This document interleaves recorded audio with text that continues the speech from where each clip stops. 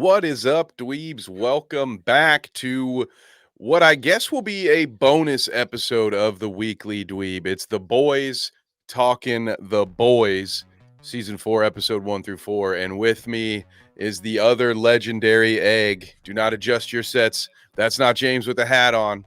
We got Danny here today, who came with us to preview this whole season. So he was gracious enough when I reached out to say, hey, James and I haven't had a chance to recap the first 4 episodes. Do you want to do it? And here we are. So, Danny, thank you so much, brother, for being here.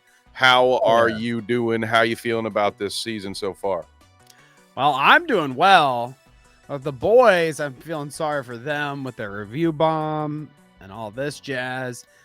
Just too woke. I mean, that's all I got to say. First 4 episodes, too woke. Ooh, perfect, dude. That is amazing. You hit it right away. That is actually one of our segments today. So we will, of course, guys, we're going to get into the nuts and bolts. We're going to talk about the story, the characters, all of that good stuff. We are going to do that. But it's fitting that you mentioned that because to start things off, I did want to ask you, Danny, as someone who's watched the whole show up till now, has the boys, in your opinion, gotten more woke and crossed that threshold into too woke for season 4? Too fucking woke, dude. God. I mean, my goodness. It's so funny because even in the pre-show when we're talking about all this, it's like, I'm like, what did I miss? To me, it feels like the same show that it's been for the last couple seasons, that they make relevant commentary, you know what I'm saying?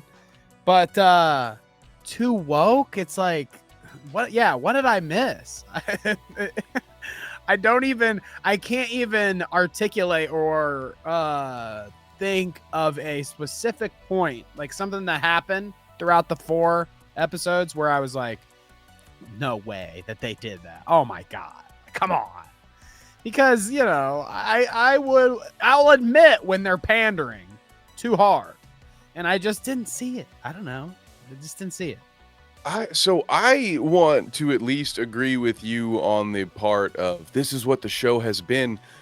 Correct me if I'm wrong. Season 3 ended with Homelander lasering what he would maybe perhaps label, and forgive me, I'm buying 3 more seconds, a libtard. I don't know if YouTube's going to catch that one or not. Ding. But you know, you've got a lefty getting lasered to death and a bunch of alt-right characters in the show cheering it like that.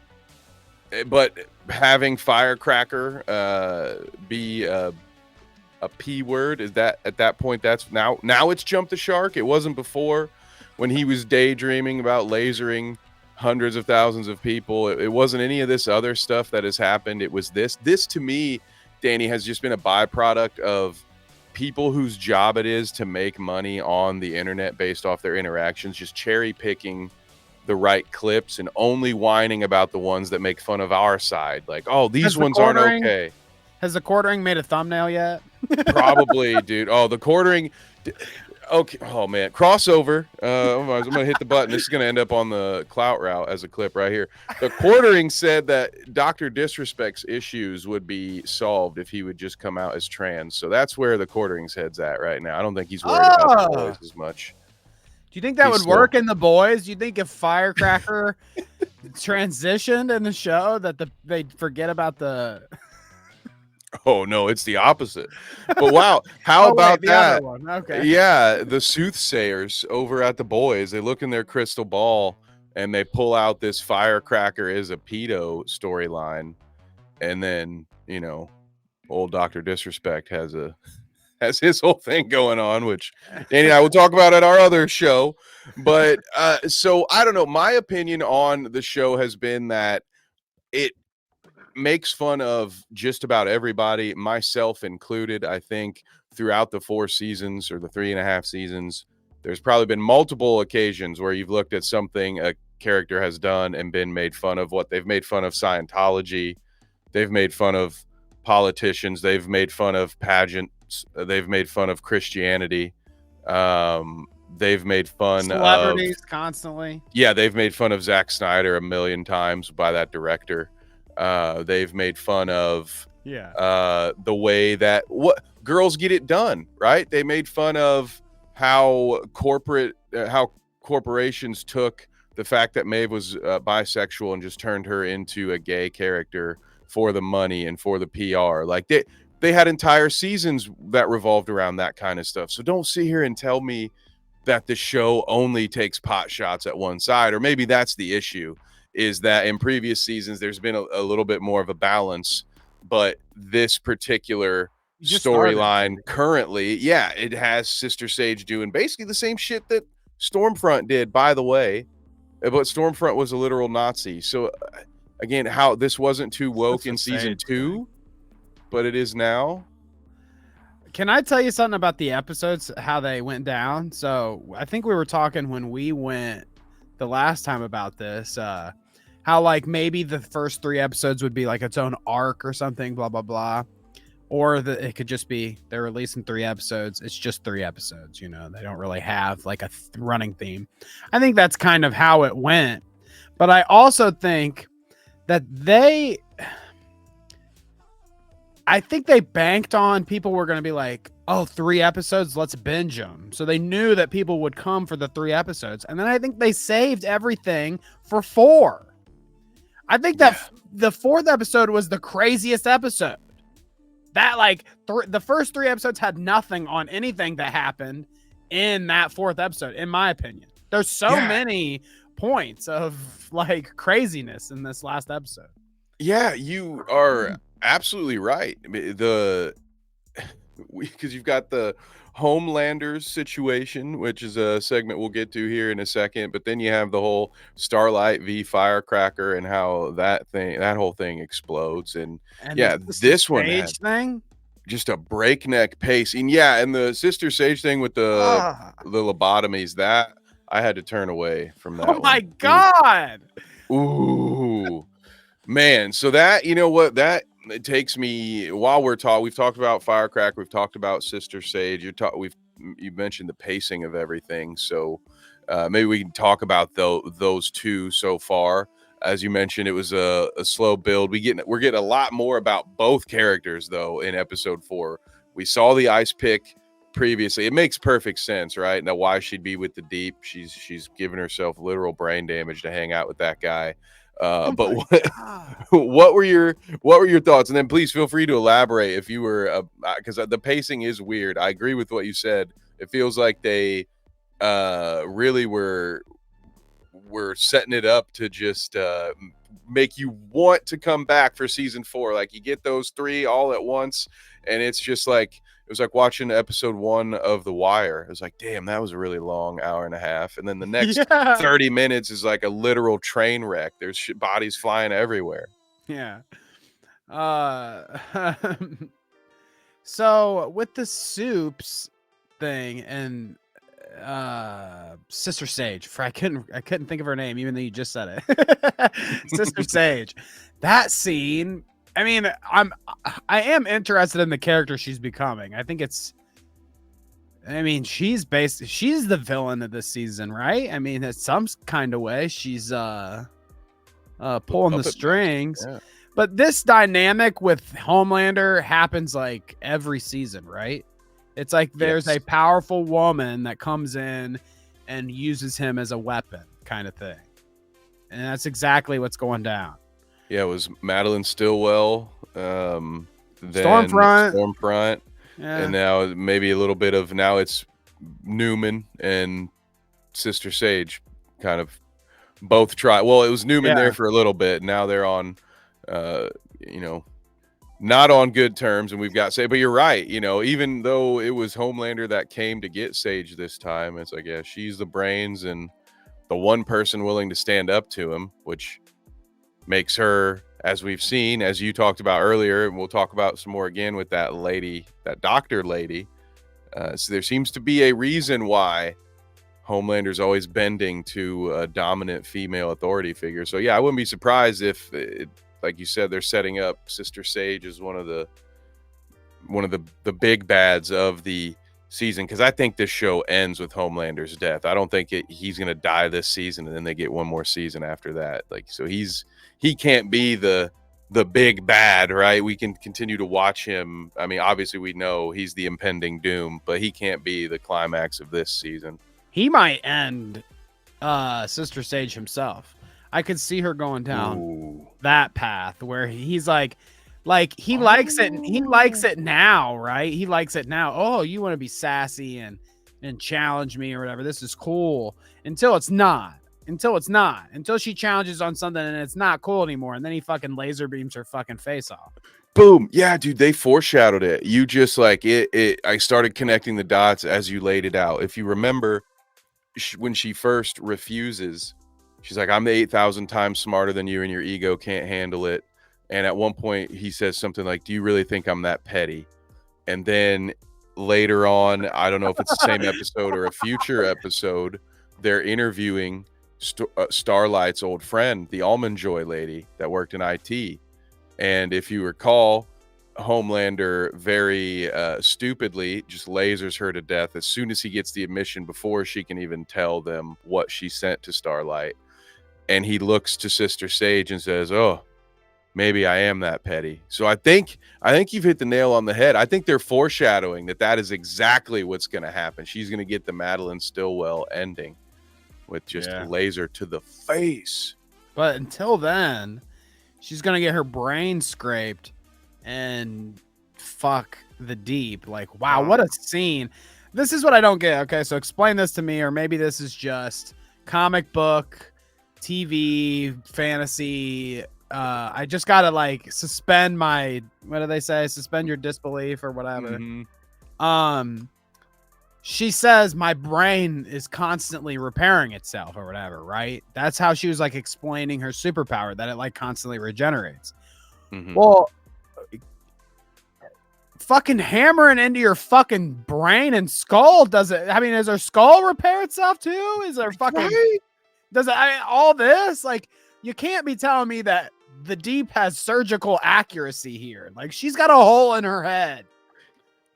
Dude, can you imagine how bad her congestion must be? Like, and she gets it wrong and she's just all stuffed up right here because her fragments of her skull get stuck in her nose.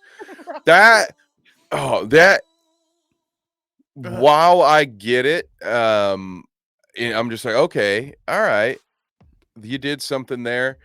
That moment felt like the most homage to Garth Ennis that the show could be, where here was the show saying, remember how the comics were just shock factor for the sake of shock factor and just making soups look like freaks at every turn?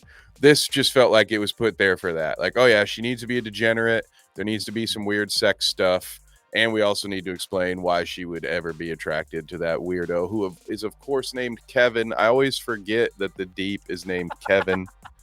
And they refuse to let me forget that. They're always remind me. They're always Kevins. It's always a Kevin, man. What's going on here? That's why I fight. That's why I fight the good fight every day, trying to displace all these other horrible lobotomy-giving Kevins. But yeah, Danny, I was thinking the same thing. When they pulled the hammer out, I was like, this is enough, guys. Like, it was enough. You had me at I'll be honest, I kind of assumed that's what was going on when we saw the little ice pick deal the first time they were making out. Right. I just assumed she would like stick it in her own ear or something and just like wiggle it around, dumb herself down a little bit. I didn't think they were gonna go full, Egyptian pharaoh and be like, yeah, just stick this tong through my nose and remove my whole brain, and then we can eat some well-placed bloomin' onion ad. By the way, I loved that shit, cracked me up. I've never seen a more obvious ad in a project not directed by Michael Bay. That was insane. That's so awesome. Is that a bloomin' onion from Outback? Are you fucking serious? I love that so much. But yeah, I don't know. That whole, I mean, I couldn't, me and my wife both looking away for that one. Who looks at, that's the thing. What you said is exactly correct. It's like too much, maybe a little too much just for the shock value, blah, blah, blah, because nobody's actually watching that. Like, you've got, let's say you've got 100,000 people watching this episode, at the same time. I'm talking 99 of them, fucking 99,000 of them turn away. You know what I'm saying? Nobody is actually watching him go in there. Yeah. The only people are the people that still watch Hostel and the Saw movies on the weekend to unwind. You know, those people are hopefully few and far between. I agree with you, Danny. I had to pull out the oldest trick in my horror movie book, which is to look away and cover the ears, because to me the sound was bad enough. The sound design was so good, it didn't matter that I looked away. I was like, oh God, but I can hear it. I can hear all of it. No. Does it seem like they're, I mean, I guess I forget that like Amazon can be HBO kind of thing or whatever, but seems like there's a lot of D&B this season. If you picking up what I'm putting down, the old twig and berries. Yeah. Nudity like that. I was surprised. I mean, I don't care. It doesn't really bother me, but that with this show, I guess I feel that way where I'm watching it, and then when they do it, I'm like, oh yeah, they can do that. Okay.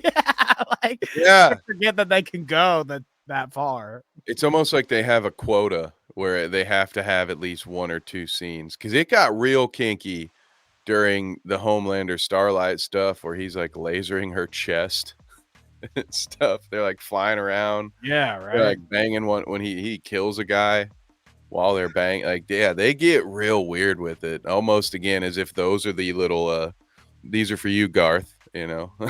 Yeah, that's probably scenes.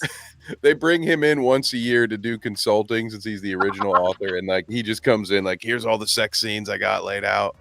Like, he's probably the one who came. He's like, we're gonna have Ant-Man be a coke fiend who likes to run up people's dick holes, and then we're gonna have him sneeze and go giant size and just blow this guy's dick up from the inside. And they're like, can we get this fucker out of here? Garth, would you like a coffee, man? Can we walk you to this other lot where they have coffee for sale? Jesus, this guy.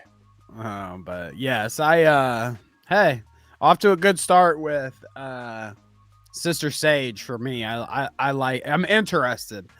I already told you how I think it's gonna end for that lady, but I do like it. I don't think the actor's too bad. I don't think the idea is too bad. So I'm looking forward to seeing where that goes. I agree, and I will. One last thought I have on Sister Sage that I just kind of came to me as I was getting ready to pivot to our next topic is she reminds me a little bit of Ozymandias from The Watchmen when we talk about another take on the superhero genre that's outside the norm, where Ozymandias, of course, was, I think, also the world's fastest man, but his main superpower is actually his intelligence, being and the way he moved all the other Watchmen around like pieces on a chessboard. And in fact, by the end of it, I'll light spoiler here. Spoiler. The entire gut. Yeah, right. For Watchmen, it's only the movie's only 20 years old, let alone the 40-year-old comic book. But spoilers, he even tricks all the governments of the world into buying his shtick. So it is pretty cool to see a similar character.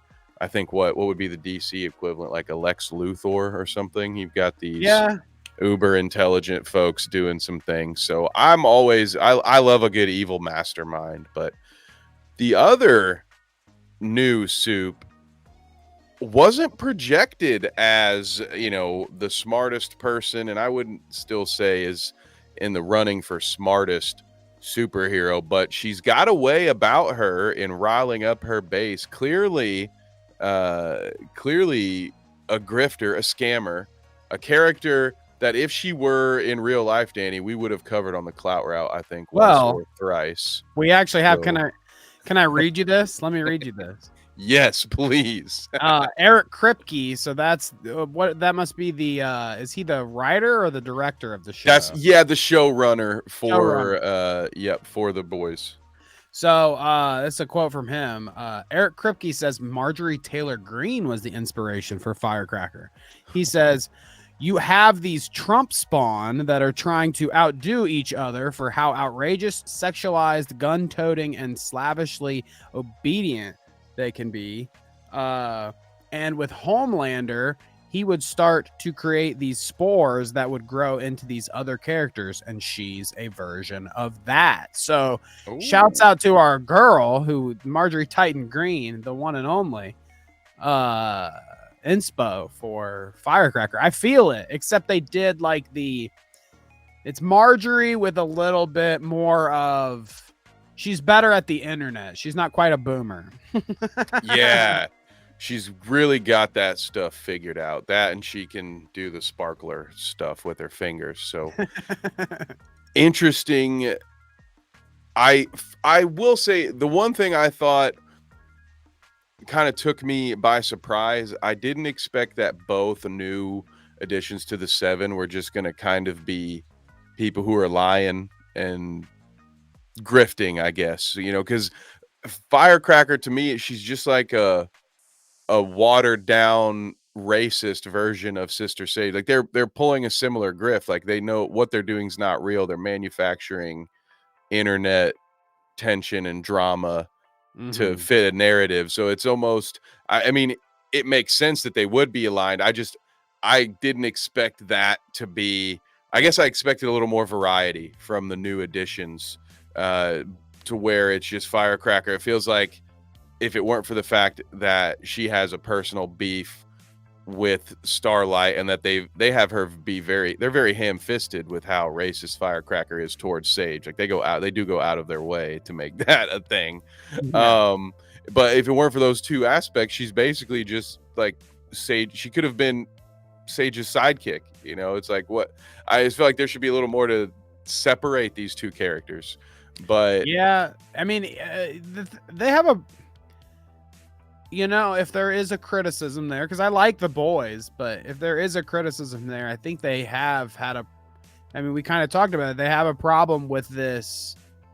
Those two are similar, sure, too, but Sister Sage is the same character. They could have had what's her name from the first season do all of the like motherly guiding of Homelander this whole time. What's the first lady's name? I forget what. Stillwell, Madeline Stillwell. Because Stormfront did the same thing, and because Sister Sage is kind of doing the same thing. They're all kind of like just a new iteration of that same character. You know what I mean? Yeah. That's true.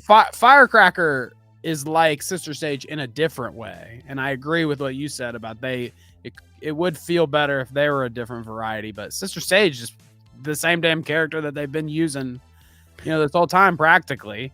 I mean, like, although Sister Sage's power is, her regenerating brain or whatever, it's like they still passed Stormfront as a mastermind behind the scenes controlling kind of lady, and same thing with Stillwell. They all were that.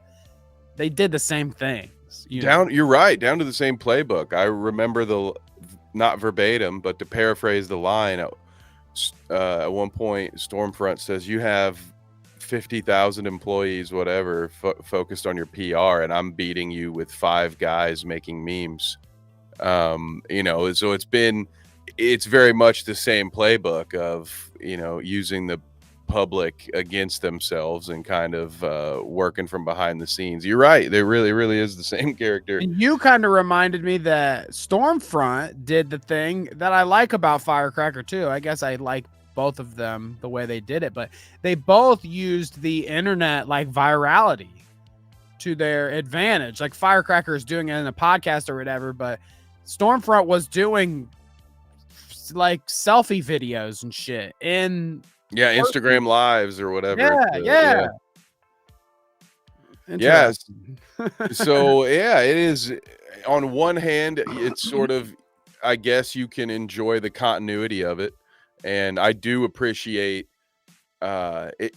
That part of the show, to me, makes it feel like it will be a time capsule for what life was like for us now, just because of how modern the techniques are. Whether you agree with their take on these different groups and who they have representing them, that's for everyone, to decide, each individual viewer. But like, I don't think anyone could deny that the way the internet is used in The Boys is very indicative of how people can be manipulated online in present day. And that's something that I hope is not something that people are as familiar with 40 years from now. I hope it gets Yeah, better right. somehow, some way, and people will be like, "Oh wow, what the fuck? This is weird.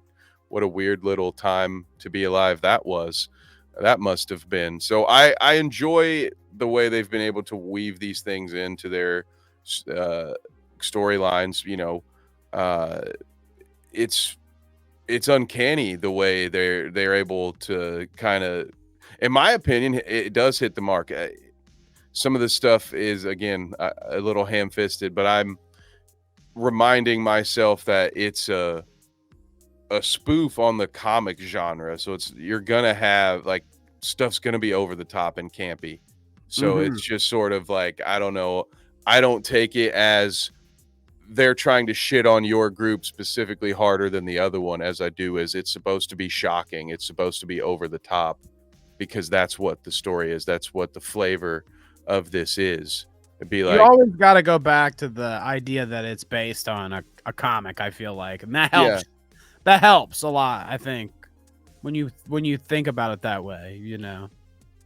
yeah, I agree to keep that frame of reference. So, I think, any other thoughts on the firecracker spot, because that was, we're about to dive into what I think for me was the A plot of the episode, but as far as the modern, the current timeline, uh Annie beating the shit out of Firecracker is gonna, I assume, have massive implications for the rest of the season. So, what are your thoughts on the fact that this is all just a personal beef because Annie was a bitch to her as a teen? I mean, what she said was goddamn horrible. Can't act, accusing Firecracker of banging the judges when she was a teenager. Uh, Pretty awful stuff to, So, I guess I'll say personally, it continues to blur that line. There are no good guys in the Yeah. boys. Like, even Annie has her skeletons, and they bring Yeah. up another one with the whole abortion thing. So I'll just pause there and hand it to you, Danny. What are your thoughts on the whole Firecracker v Starlight? Do you like how they're handling it? Does it make you interested in where the show is going? And what the fuck was that beatdown scene? That was definitely a holy shit, dude. I I thought, like that. That was cool. Epic fight. I did enjoy it. And then how, she has to come to like, oh fuck. They do this, it's a trope in like superhero shit where it's like the beat down to like where they're almost dead and then they're, oh shit. Fuck, I shouldn't be doing this, whatever. If she wasn't a superhero, she'd be done. She'd be pancake dust. save Martha. Yeah. Yeah. But it's interesting. I'd like I can see how people get angry, okay? Because they draw these obvious lines, okay? So the obvious lines are like Starlight is the woke one and Firecracker is the alt-right one, whatever. And then they draw those lines and then they make criticisms of the people on the sides of those lines. It happens to be in this situation Annie, terrible person because she had an abortion. Now, some people think that, some people wouldn't think that at all, but that's the criticism there. Firecracker, pedophile. So it's like, I mean, when you break it down to the sides, the lefties they get abortions, but the righties are fucking pedophiles. It's a real tough one, yeah, because either way, whichever side you're on, you're probably very adamant against the other one. Although that's what the wildest part about it to me was the fact that she was like, "Oh yeah, I admit it myself. I banged a 15-year-old, but Starlight kills babies. It's what I, God forgave me for molesting a child, but Starlight is a baby What? murderer, which is It's such significantly a worse." It's What? such a crazy thing. The speech was crazy. I mean, the whole thing was like cuckoo land. I'm like, what the fuck? And then the people, I mean, you can imagine too that I kind of told you pre-show. The direct parallel to, current news right now is the Dr. Disrespect thing. Yeah. Because it's like it happens almost exactly like that in real life in the show as well. Like the accusation happens, and then the admittance and owning it happens. So it's like somebody says, "Oh, Chomo, whatever," and then they're like, "Yeah, okay, I did it. Yeah, it wasn't that bad. It wasn't that bad. Come on, blah blah blah." And then they start talking about other stuff to distract you from it. So they're like, "Look over here. What about this?" In the show, it's fucking Starlight has an abortion. With the disrespect stuff, it's like he's like, "Well, look, I'm such a good guy. Why I didn't do anything." Of course, it's like, yeah, says every guy that gets caught for doing this kind of thing. Was there inappropriate conversation with the minor? Yes. A few paragraphs later. But don't you dare call me a sick pedophile. That's the lowest of the low. I hate those people. Don't ever associate me with those people. Keemstar, don't you ever show your fucking face in my chat. How dare you show your face in my chat? But yeah, people should just be like, Firecracker's a fucking pedophile. Like, okay, I don't know where. Sure, Annie's a baby killer. They want to say it, whatever, or having abortions, whatever. Like, that can be true. Sure, whatever. She had an abortion. I don't know how you judge that. It's your own judgment to make, I guess, or But the other lady did the thing with the kid. Well, and I guess just to speak on it from a story beat here for a second, the one knock that I had on the way this whole thing played out is I felt like it undermined the end of season 3. Because to me, Homelander getting away with murder is like, that is the consummate example of people looking the other way for their base, right? And not, we all allege to be anti-murder, right? Like, that's never, if anyone got on a podcast was like, dude, I'm definitely anti-murder. I think if you murder someone, you should definitely be arrested. They'd be like, that's just stupid. Why are you wasting my time with this take? That's dumb. But they should have had her be the Chomo and then kill the kid in Minecraft afterwards. Well, I'm just saying, if they were going to do this storyline, they should have done it before they had Homelander kill a guy in front of a bunch of people and get away with murder. Now, again, I don't want to sit here and theoretically do a tier list, a felony tier list. But to me, I feel like that'd be a good tier list, right? It could be. Maybe we just came up with a bonus Clout Route program live. Yeah.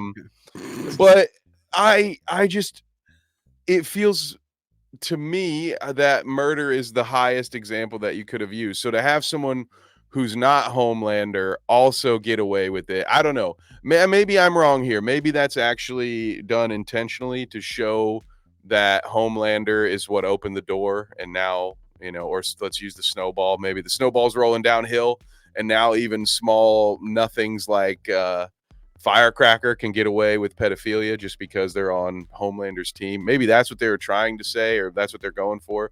But for me, it just felt like there were plot points that were kind of out of order. Like, these things should normally escalate, right? And then once you've had the big eruption, like, we know they're going to forgive. Like, we already know that they forgave Homelander for murder. So it's just sort of what it was shocking because of what Annie would do next. But I think that I kind of, once she went out there and started saying it, like, I knew they were going to give her a pass, because that's what, I mean, the first few episodes of this have also been dealing with Homelander's trial. So we kind of like, well, we know they're going to look the other way on this, but maybe there's like a bleeding of their audiences into each other. Maybe like some of the Firecracker heads start to think Annie's cooler because she just beat the hell out of Firecracker on stage. They're like, oh, hell yeah, girl. I like that a lot. Justice. Oh, hell yeah, girl. That's how we do down here. And then maybe even vice versa, it happens to Firecracker, but maybe not in a good way, where people start coming for her for being a PDF file. A real bleed in to current day stuff. She, just like that Space Jam writer got caught by a streamer meeting somebody young in public. They get Firecracker with meeting somebody, and then it's like, we got you on camera as the superhero doing the thing. Can we forgive you then? We'll see. You know what I mean? Oh, bonus question, Danny. Who would you cast if you let's just Oh assume that no. Amazon's going to use this opportunity, Danny. They're going to take your idea. They are going to have Firecracker caught on a live stream in order to really capitalize on this and try to bring in that youthful audience, which Amazon should not do based on this show.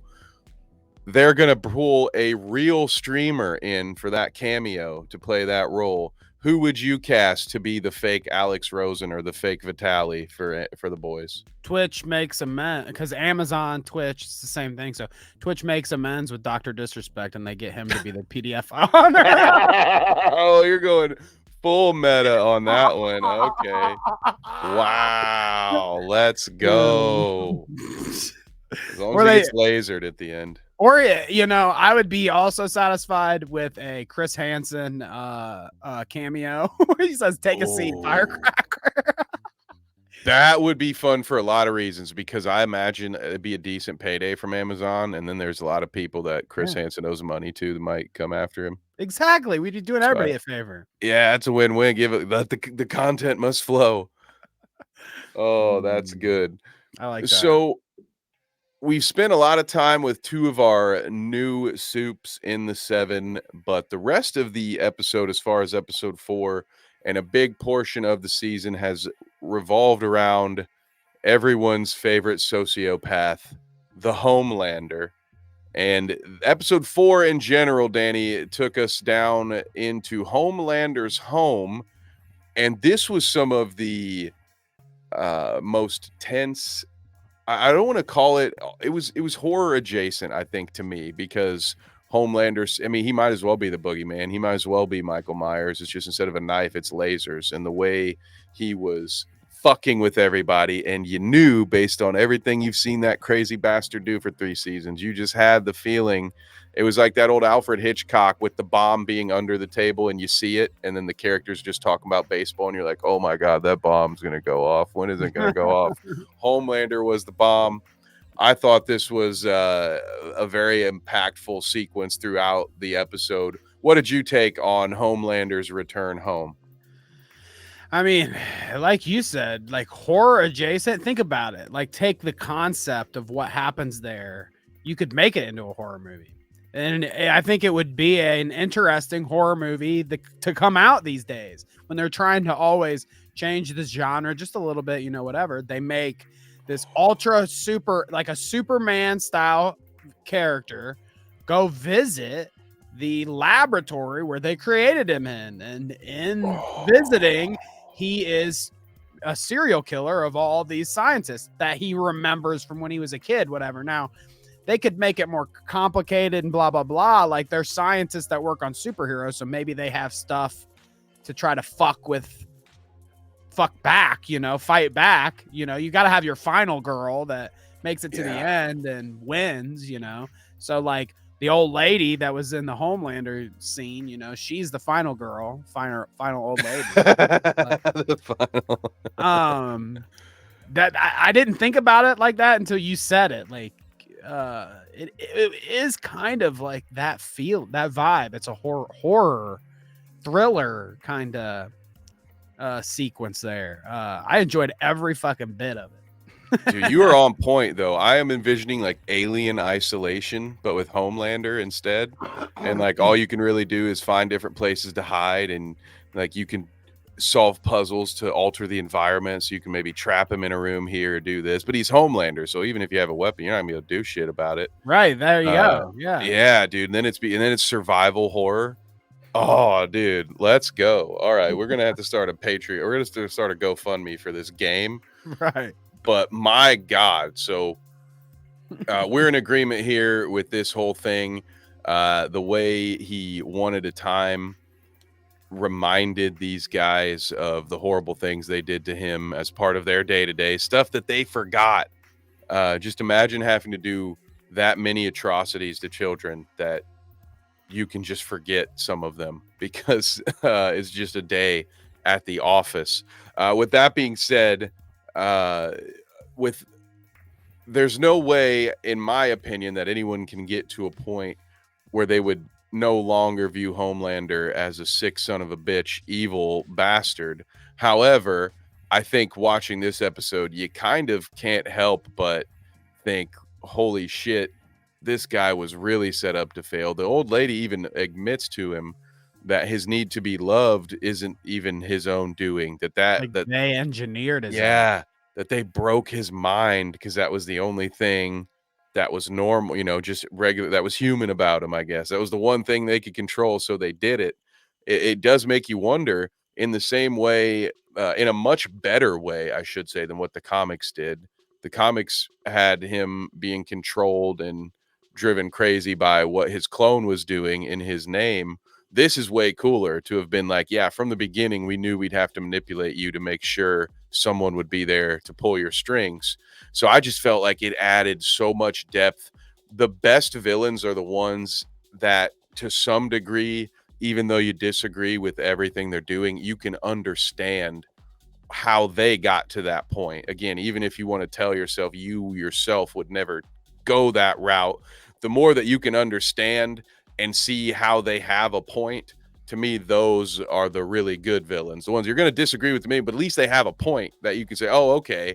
Most people don't wake up every morning I'm just going to be evil, like right. I'm just going to kick every dog that walks by me. Like, no, there has to be a reason behind all of this. And I think this episode did a great job at giving us a lot more about that reason. So, for one, I was lukewarm, Danny, after 3 episodes on it. Episode 4 warmed me back up a little bit. I'm intrigued enough based on this, and we got a few other things we'll still talk about, but I think this, at the risk of giving it too much credit, I think this episode with the Homelander coming home portion is really what it was a nice bounce back for me. It got me rejuvenated as far as having excitement for watching the rest of the season, where I'm like, okay, they've still got it, in the way they I think they saved all the shots for this episode. I think they played us on the first 3. They're like, here's your,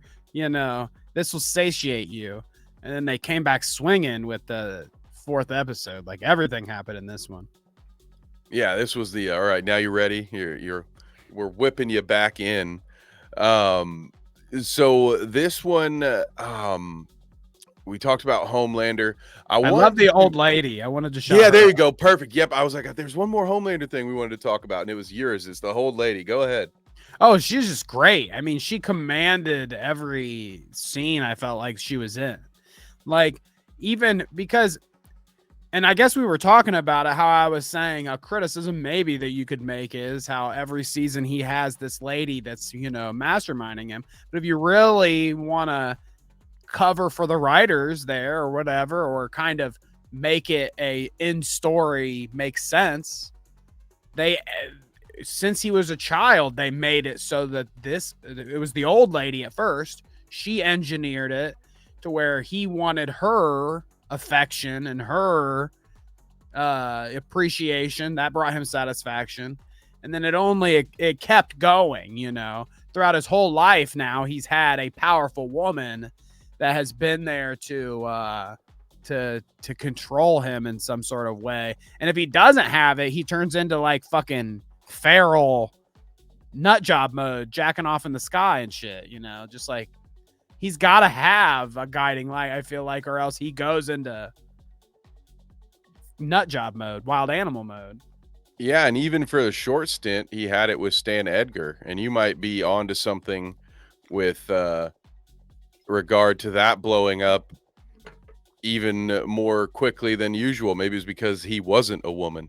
Yeah. Maybe it really needs to be that strong motherly figure that he'll bow down to. But my favorite part with and it's weird to say this as I'm saying it, I'm like, oh, that sounds like I'm a sicko. But there's a bit of poetry in everything that Homelander did, right? He burned the guy that used to shoot baskets while they were testing if Homelander's skin would catch fire. He burned that guy alive. And at the end, I can't remember, the other guy that caught him jerking off one time. He made that guy jerk off in front of everybody. And then lasered his fucking balls off. I mean, yeah, that was where I was like, dude, this is a horror movie. This episode's a horror movie. Yeah.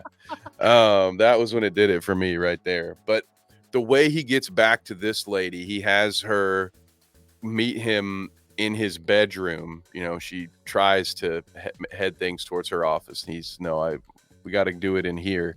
And he tells her about how that place is a nightmare for him, and you know, mentally in ways he can never really get out of that room. And so what he does to punish her, instead of killing her in gruesome fashion, he gets all of her employees into his room and lasers them all into essentially kibbles and bits size chunks, and leaves her alive to just sit there shell shocked. And now, in a sort of like poetry in that they rhyme, a fitting that even George Lucas would be proud of. At least somebody can write something that a Star Wars fan would enjoy. Now she'll never forget that room. It'll never leave her memory. That's the most traumatizing thing I think anyone could see. And like Danny pointed out, it's all her fault because she was the one who set him on this path all those years ago. So it was kind of a nice, just boom, mic drop moment to me for the show. I thought like, oh, wow, okay, I'm back. You know, that one had me do the old meme, the old sit forward with the controller meme. I was like, okay, we're here now. Do you think, because they left her like alive, right? As far as I know, she's just alive still in that room. So I wonder if that will come to bite him in the ass in any way. Or, you know, she seemed, to me, the way that lady performed and the way it happened, not only did I say she dominated the scene she was in, she was a great actor. But it seems like her character was portrayed as this badass, like she was in charge. She wasn't even scared of Homelander for half of the time. He eventually, I think, gets her there to where she's a little shaken, as you would be. But she was kind of holding her own the whole time. And I wonder if that means that, like, old grandma isn't going to just take too kindly to what Homelander has done. She's a scientist that works on superheroes. I mean, if anybody could do something in retaliation, I don't know. Well, this was meant to be unrelated, but this is the closest thing that I have to pull up. What you are reminding me of is in Gen V, we did have a bunch of scientists working on a virus that could kill superheroes. Maybe her expertise might be the missing link. And so she, as you said, she was such a good actor that I am rooting for that character to somehow be brought back into the show and be part of Homelander's ultimate demise. I think that's a good idea, Danny, if they do that. And I'm going to pivot back to this segment here. Guardians of Godolkin. We talked a little bit about Gen V when we were doing our preview. The rumors are out, and I believe maybe there's already been a preview or some kind of trailer out for episode 5. But everything I'm hearing, screenshots of. Okay, so you've seen the screenshots. Mm-hmm. Perfect. So it's the two villains essentially. It's hard. That's a very broad way of putting it. You'd have to watch the whole show, but without getting too spoiler heavy, at the end of things, touchy lady, bad guys, the touchy lady, and the. Okay, here's a question for you. Old boy, so the messed up soup. Sam maybe is his name. Yeah, I think it is because the shrinky lady was messing with Sam. I remember that. Okay, so Sam, what are he's like what are his powers exactly? I know that he's like super strong and he's obviously nuts, but like,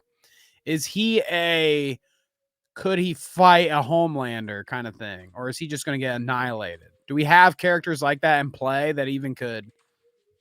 He might. So I don't, the short answer to your question is I don't know 100% what the full range of his powers are. I know he has super strength because we saw him rip people's arms off their shoulders. You know, it's like we know he's super strong.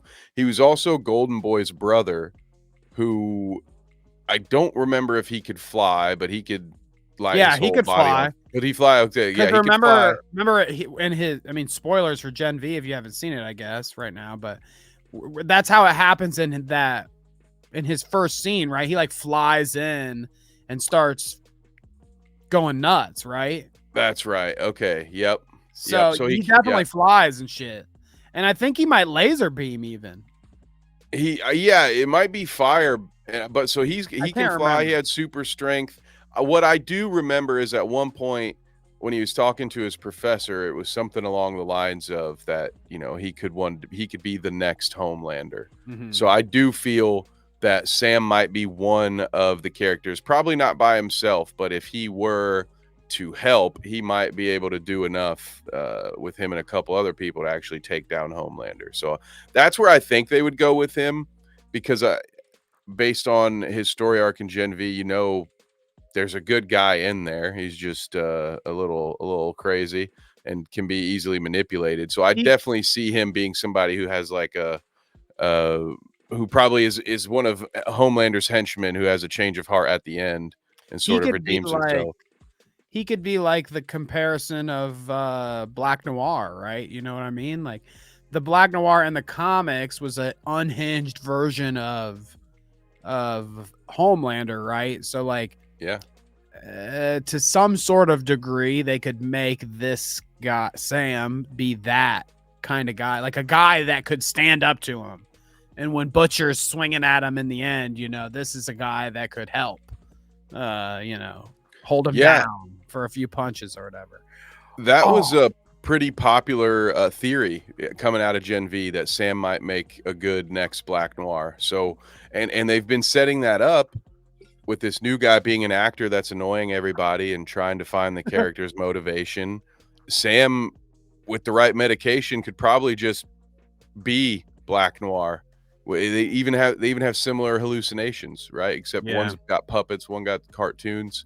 I think that was part of where those theories came from. People were like, I think they might be setting us up for Sam to be the next Black Noir. And as of now, the current character we have really couldn't be more inconsequential. I mean, he did beat one of the Homelanders to death, but other than that, he has not done anything. We have to assume he has powers because Gen V helped us to establish that virtually all celebrities are superheroes at that point. So if anybody's an actor, they probably do have some superpower. So I'm guessing he's got some level of strength, because otherwise, why waste his time? Why have him beat a guy to death with a bat if he just got regular strength? It could it could have just had Right. A-Train. A-Train could probably just do 2 in 30 seconds. Um, so yeah, I could see that. I think there could be setting it up.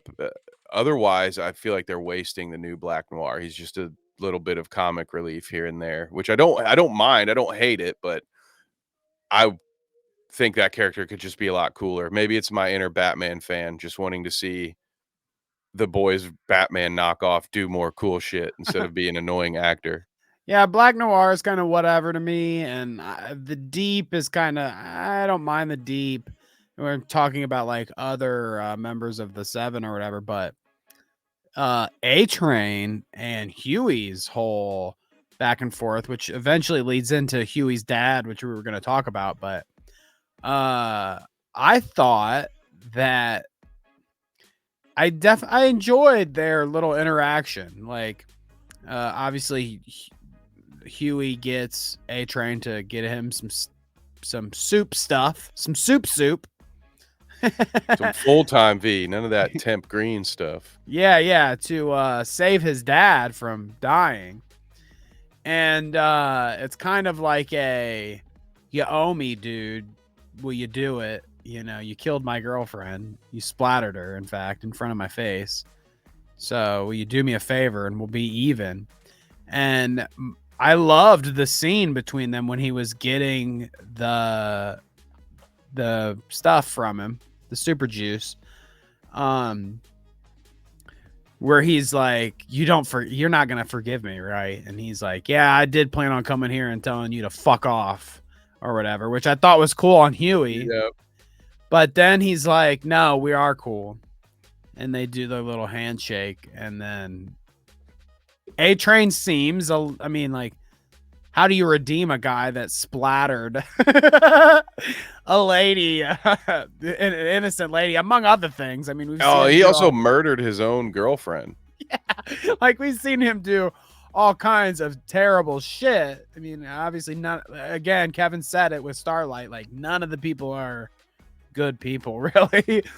But I thought it was cool to see him get kind of redeemed. I think he's another one that will somehow contribute to the boys and Butcher and them winning over Homelander at some point, you know. I agree with you. I think A Train's been one of the more interesting characters to watch develop.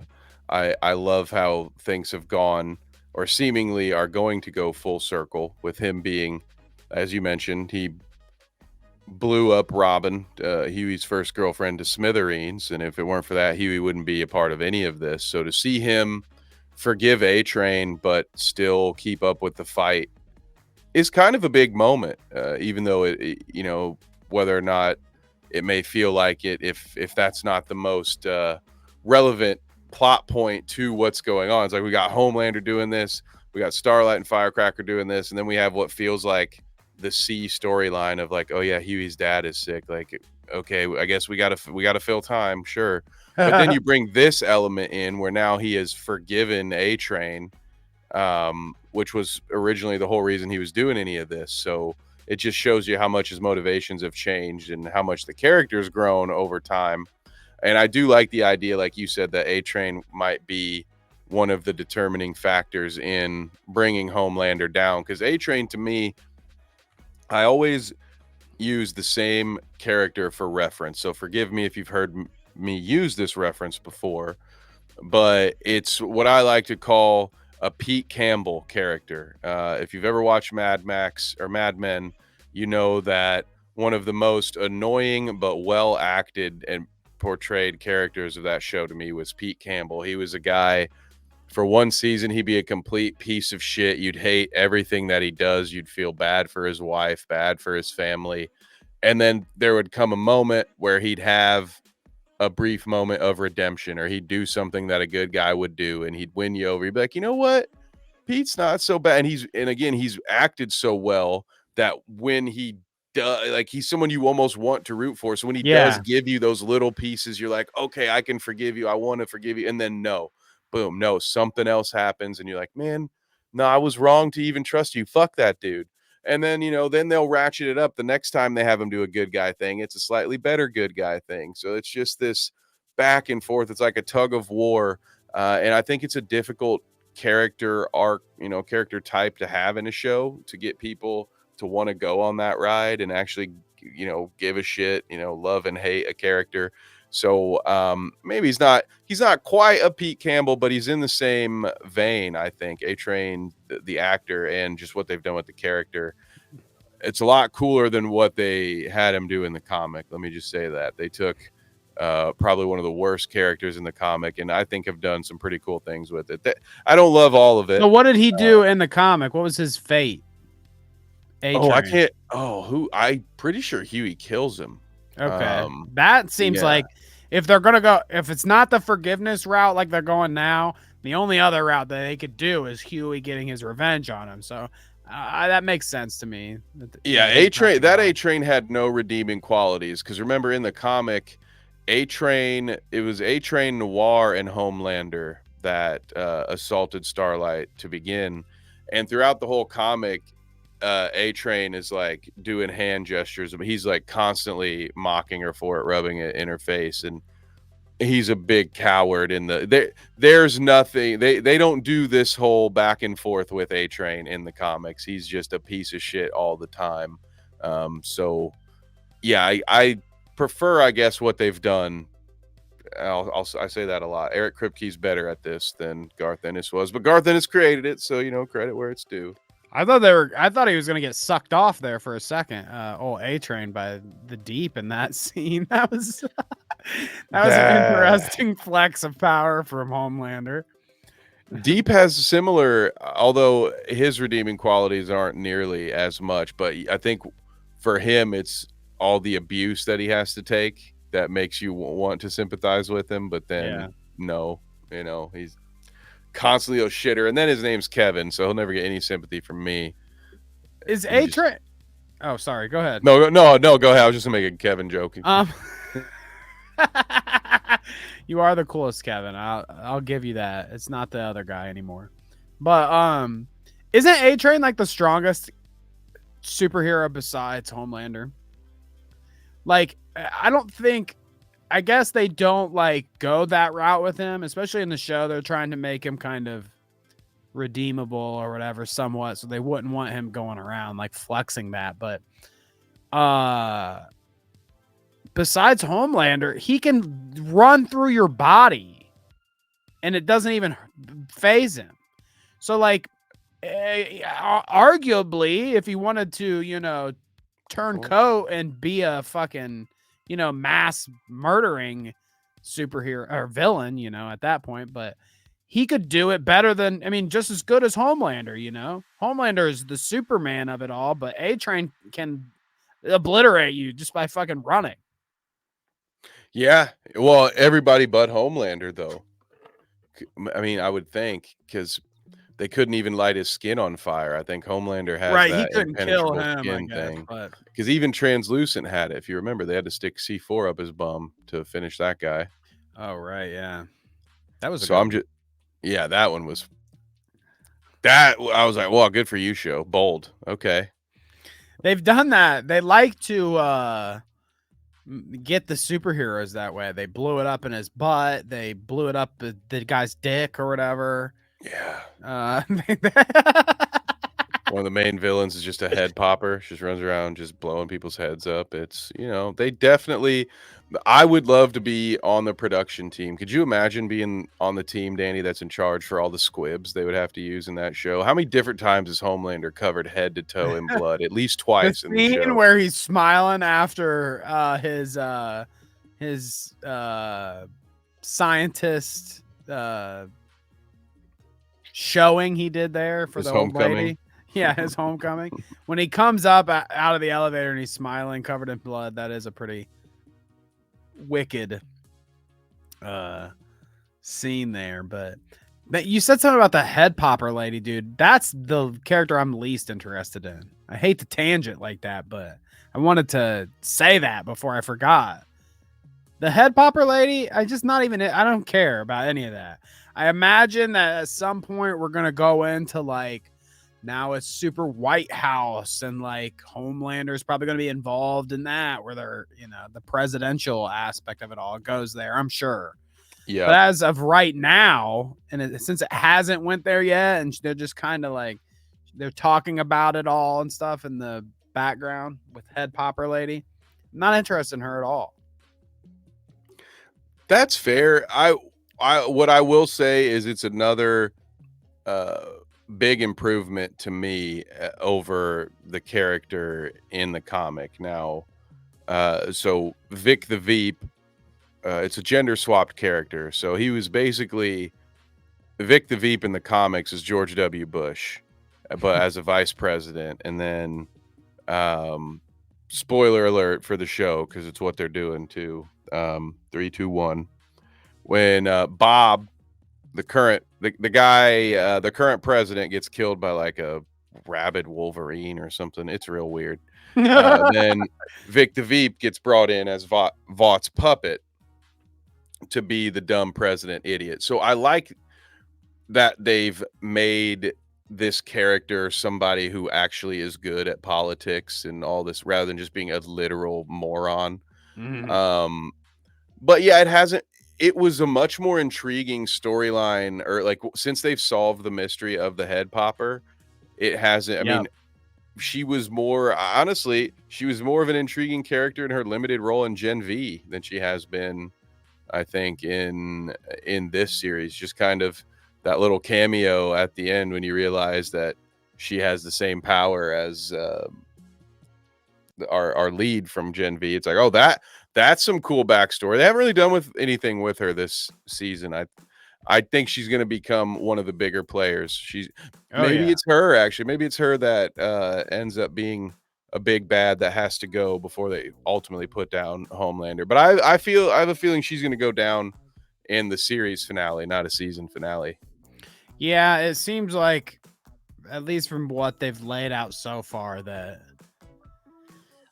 I would guess that the Sister Sage lady is going to be like the final boss kind of thing. I mean, it's always Homelander, he's always floating around there, but I imagine that's the route that it's going to lead to, is like she's going to set up something and they're going to have to win over her. But we'll see. I guess we'll just see how that all goes, right? Yes, sir. And that takes me to my last segment that I had on our topics here, Danny. It's also something we're going to be keeping an eye on to see how it goes.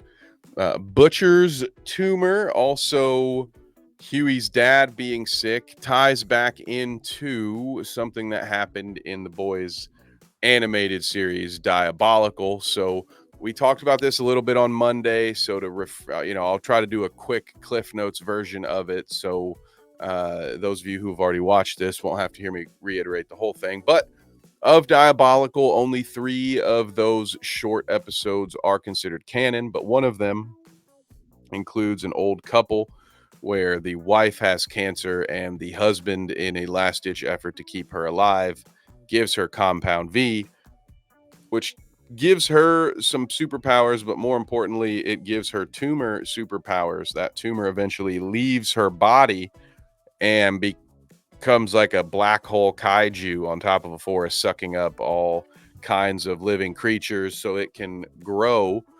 And as soon as I saw the little black symbiote looking worm things, whatever it is, moving around underneath Butcher's skin, it was one thing when they showed it in his head. It's like, okay, that's a weird form of cancer, but then you start to see it moving around in his lower back. It stuck out to me, Danny, not until the final shot when I saw the IV going into Huey's dad. That's when I kind of had the glass shattering moment of like, oh shit, they're doing the thing from Diabolical, I think, with these two, where I believe the reason Billy Butcher survived Ezekiel was because he blacked out and that tumor does whatever it does. I think it's almost kind of like a Moon Knight situation where he keeps blacking out, switching to another personality and busting fools. So I've actually seen some theories that the CIA agent Butcher keeps meeting is another hallucination, just like Becca. That CIA guy, he's not actually meeting him, but those are the two halves of his brain fighting over how he should handle the situation, right? Becca is the one telling him, you have to raise Homelander, you have to make him a good son. This other Joe character is like, you gotta kill the kid or train him how to be a weapon. So it's almost like, are they both hallucinations? Because when he meets Joe, he's like, I haven't seen you in 10 years or whatever. So the theory is sort of that guy died and he's just hallucinating him. Right. And he hasn't been like a major focus. Like, as much as it is fucking what's his nuts, fucking, why can't I think of his name? Me either. It's Negan. It's Negan, comedian. Folks. It's Negan, the comedian. But for it being him, it doesn't seem like they've really focused on him a lot. So that's curious to me. That kind of makes sense. It's like they want it to be somebody that you pay attention to, so they make it a famous guy, but they use him sparingly because of the story element of it all, where it's just him and his brain. That makes sense to me. And the nature of what they do, they always have to meet in secret, so it's always just the two of them in the room. There's no way to verify that he's actually working with this guy. Even when he's in the fucking, I forget where they're at, where they're in public, and he's like at the table and the vending machines behind him, like the first episode when he sees him for the first time. That's in public, but it is just those two sitting at a table talking. So it's like, even then, you could be fooled to think that, oh, well, this is just some guy. But yeah, they're in private. It could just be him talking to himself. Just straight up losing it. So yeah, I think that's my little theory, or I guess 2 different theories kind of merged together. What are your thoughts on that, Danny? Do you have any thoughts about Butcher? What's going to happen with Huey's dad, or my super tumors theory? So Huey's dad seems to, I don't know what they're going to do with that. That's interesting because, well, you think about it too. It's also fucking gonna give what's his name some time to actually act. Let's He's gonna like go. be Simon Pegg. I couldn't think of the name. He's gonna actually like get to do some stuff. Obviously, they're not just gonna bring him back and he's gonna, okay, back to just being your dad. You'll visit me, every once in a while, and blah blah blah. He's gonna do something here. Yeah. So we'll see how that goes. I don't know. That seems very interesting to me, but the Butcher super tumor thing. I mean, when you mentioned that to me, that's interesting. That makes sense. That seems like it could be a thing. Do you think it could be a thing where Butcher just becomes a shell for some other thing to pilot? Maybe. Maybe that's what's causing the hallucination. Yeah, maybe that's what it is. Maybe Joe's not a true hallucination like Becca is. Maybe it's the tumor. It's all over his brain. It could just be yoinking a few neurons here and there and talking to him through that. That's a good idea. Yeah, one way or another, I don't ever see Butcher making it out of this series alive. They're not gonna. He's gonna die. It's just the wall. The writing is on the walls, as they say. Mm-hmm. But it is. They do this. They've done this in other shows that are like season after season shows where they're like, we want to have further character development for a character. So while we might have written this specific actor's character to an end, we can utilize this actor in a different way. Like one I can think of specifically is Angel, the Buffy spinoff or whatever. They have a character on there that's like a main character that's in their, little squad of reoccurring characters the whole time. And they kind of write her to an end where she's just a happy scientist, whatever. They can't really do anything else with her. She's gotten all she's wanted. She's kind of reached the end of her character arc. And then they go, okay, she touched this ancient coffin and now she's possessed by some fucking alien demon thing in her brain.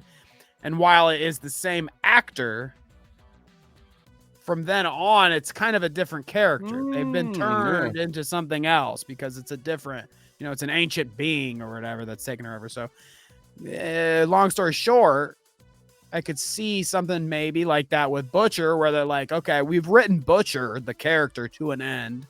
He can't, he's going to do something to where he gets his maybe, his heroic moment and then he's done. But they could still use old boy that acts as him because now tumor creature has taken over and pilots him. And he gets to be in the final season or whatever, or longer in the show, though he's not Butcher anymore, Yeah, that's true. That would be a way, if he does die at the end of this season, that'd be a way to bring him back. So that'll be interesting. Yeah, I know there's something going on with this whole big tumor thing. I think it's interesting that Huey seemed to have had a change of heart and wasn't going to give his dad the compound V. So I tend to think that it was Huey's mom, the they don't consultant. They don't actually. I guess I can't remember. I just assumed that it was her. They didn't show her doing it. No, I don't think they show her doing it, but she was the only one in the room, so I feel like it could only have been her. Mm-hmm. But maybe there's a twist we don't see coming. I have no idea. For all when you have characters like A-Train, he could have easily done it if he, for whatever reason, if he wanted to. I think Translucent's kid is dead or in jail, so I don't think there's any more Invisible Men running around. But you always gotta account for those invisible guys. Yeah, it was so weird that dude walked around college naked with nothing but his glasses and hat on. Like he didn't need to do that. That's a weird. Nobody talks about that enough, I don't think. Oh man, dude. But there we have it. That is episodes 1 through 4. Episode 5 will be out as right now where we're recording. It'll probably be out any minute now, but we'll Ooh. be back on Dweeb to talk about that. Danny, any final thoughts from you about what we've watched so far or what you're looking forward to from the rest of the season? I'm bummed that they only say Homelander was scary because he came out of his mother and fucking lasered and then floated to the ceiling or whatever. They only said it. They didn't show it. Because that, talk about, they always want to do these shocking scenes. Why didn't they make a fucking flashback, to when they were younger and make the baby zap his way out and, float to the ceiling or whatever? I would have liked to see it. But the remark is kind of scary enough. I guess it's when they're setting the tone for the scene, and as you said, it was kind of like a horror scene to it. Maybe it makes more sense to allude to it rather than explicitly cut and show it. Hey, I mean, I'm with you. The golden rule is show, don't tell. So it definitely would have been a lot cooler to see it. But I will say I'm glad that element got worked in. I think we were talking about this pre-show. I think as far as the bigger shock value moments of the comic book, when the bastard child of Homelander and Butcher's wife was born, like that's where that came from. That was in the comics as Homelander, Black Noir,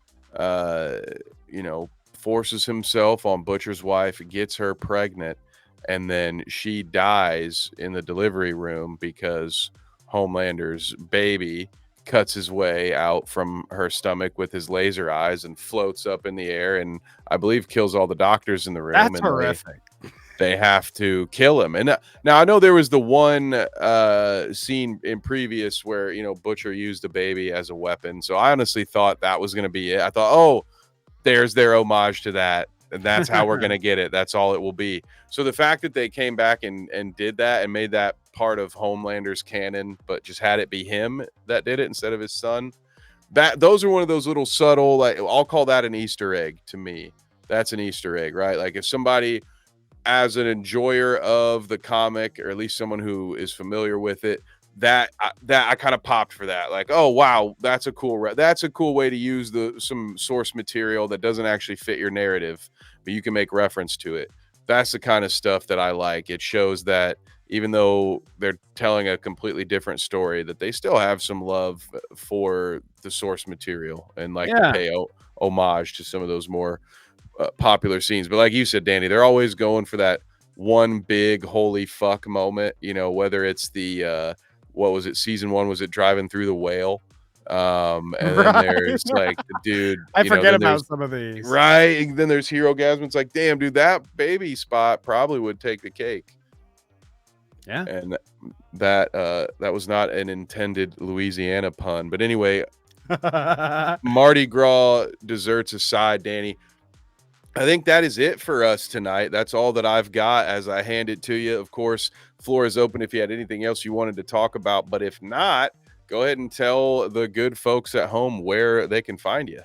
So we are on vacation right now, but Kevin and I are the Clout Route. Okay. So if you ever want to check out a show that talks about, not well-written dramas in the TV space, but poorly written real life dramas.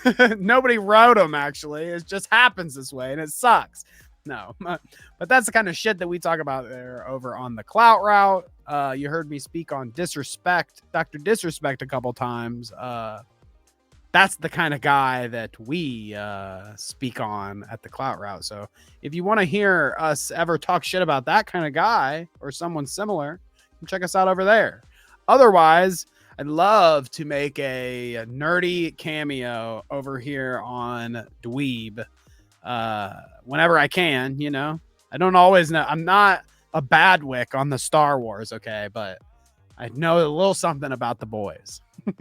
Yeah, dude, that That was impressive. Badwick, I thought I knew stuff about Star Wars, but that man is an encyclopedia. I can't wait to have him back on the show. I think maybe towards the end of the Acolyte, he'll be back, which Hell yeah. reminds me that that's one of the places you can find me on this very channel. Although by the time you are watching this at home, it will be our most recent episode of Han Shot First, which is Acolyte, episode 5. Whoo, looking forward to that. Of course, Bite Size Sports, you can find me there normally on Thursday nights at 9. You can also check us out on bitesizesports.com. We've got hours and hours and weeks and months of content from over the years, so go ahead and check that out. And Carnage Media pay-per-view, new fights being released constantly on our YouTube channel. We've got more pay-per-views coming up in the summer and fall. And as Danny previously mentioned, the Clout Route Tuesdays and Sundays when we come back. But if you're new, go ahead and subscribe now. Get those notifications turned on because we are got releasing plenty of stuff to watch over there too, by the way. Yeah, that's true too. You want to talk about hours and weeks and months and years of content right there. We've got 200 shows that are all about 2 hours long. So you do the math. Check us out, and more sporadic videos. We're doing clips now for the Clout Route when we have the opportunity. So just a ton of stuff to go get caught up with there. And Danny, once again, thank you for hanging out with me. Appreciate you. You've been our go-to The Boys correspondent here so far on dweeb. So I love that. I appreciate it very much. You're always welcome. And if you ever want something to talk about that's in our nerdy realm, feel free to let me know. We'll talk about anything. So thank you so much, brother, for coming by. And thank all of you at home watching. We'll see you in the chat during our next live stream. And until then, adios, dweebs.